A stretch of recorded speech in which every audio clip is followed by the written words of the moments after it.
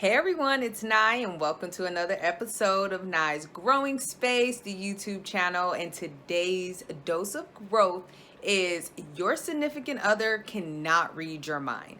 Now, I know we all know this as like to be a fact that nobody is a mind reader. Nobody can read minds. However, for whatever reason, I know speaking as far as being a woman, we think our men can read our minds, and we go about and react and respond to things in our relationships as if they could. We actually get upset. So I know for me, I'm gonna speak for me. I know other women that I've seen do it too, which is why I always say we. But speaking for me, so my experience for years, I would think that my husband is just supposed to know that the dishes needed to be washed. He's just supposed to know that I don't want him to go out with his friends. He's just supposed to know that I need him to run to the store. He's just supposed to know that I need him to fold the clothes because the dishes are there. The clothes are there. We haven't spent time with one another. So all of these reasons,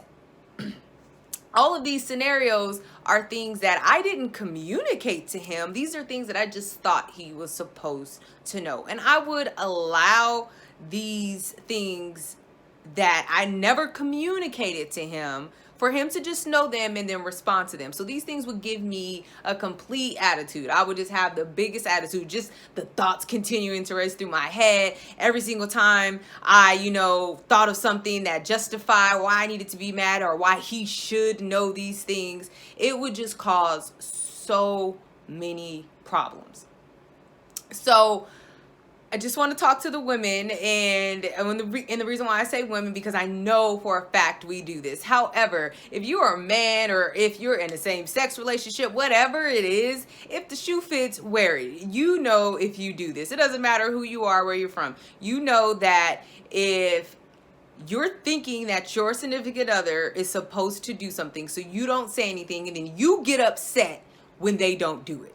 So you know if you've done something like this. So you know if you can relate or not. So the biggest advice I have, first and foremost, is to communicate.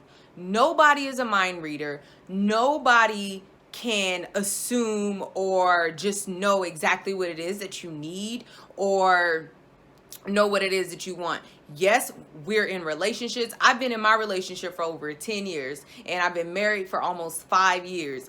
And so you would think that my husband and I would know each other really well.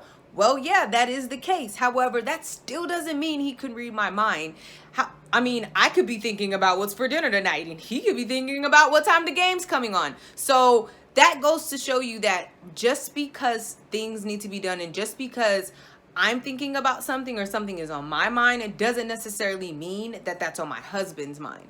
And then the next thing is, if you openly communicate your needs and wants and the things that you need done, the things that you need done, then you can hold each other accountable. Now, if I tell my husband, hey, I don't want you to go out tonight with your friends because we haven't spent a lot of time together and I was really looking forward to spending time with you. If I openly say that and he just goes out anyways and doesn't even consider my thoughts or feelings, then it's another discussion. If I've asked my husband to wash the dishes and it's been all day and he doesn't, then that's another discussion. But if you go into a conversation with, well, you knew I wanted you to do this, well, you knew this needed to be done and you didn't do it, then you kind of really have no grounds to stand on, because their out is always going to be, and which is a valid point, I can't read your mind.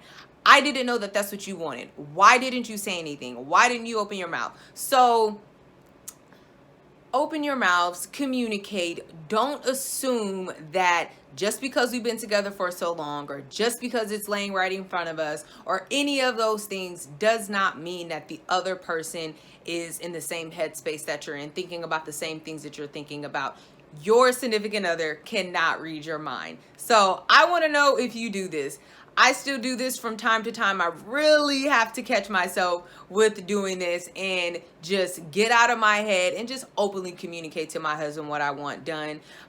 85% of the time, I kid you not, I'm very fortunate to have a really great husband. He really does everything that I ask of him. He's really understanding and he hears me out. So I found that it causes a lot less issues. It causes a lot less suffering in our marriage and just with myself, that if I just open up my mouth and communicate my needs and my wants and my issues, most likely he's going to hear me out and he's going to do whatever it is that I'm asking. So I hope you found value in this episode of Dose of Growth. I realized that I haven't talked about any relationships, and that's one of my missions, is to talk about marriage and relationships and how to have healthy and happy relationships, because I know I have one and I really want to see a lot more other couples have healthy and happy relationships. So remember, if you found value in the video, someone else may find value in this video. So make sure you share and make sure you subscribe if you like what you hear.